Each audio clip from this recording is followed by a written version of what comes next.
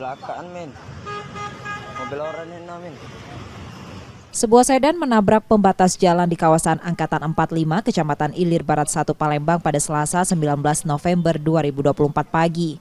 Insiden ini terjadi saat sedan yang dikemudikan seorang ibu-ibu datang dari arah Sumpah Pemuda menuju Angkatan 45.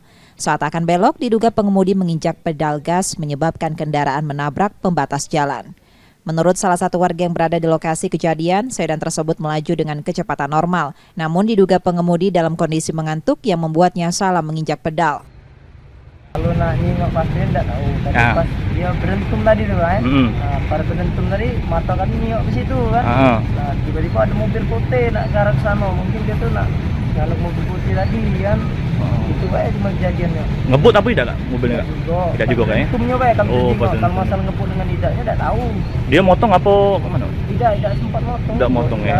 Karena posisi itu kan mobil putih itu inilah dari lewat tadi kan ada mobil putih. Dempetan. Iya, hampir nak dempet dan dempetan. Ibu-ibu tersebut bersama anaknya hanya mengalami luka ringan dan segera dibawa ke rumah sakit oleh keluarganya. Reski Oktora, Muklas Diferensial Kompas TV, Palembang, Sumatera Selatan.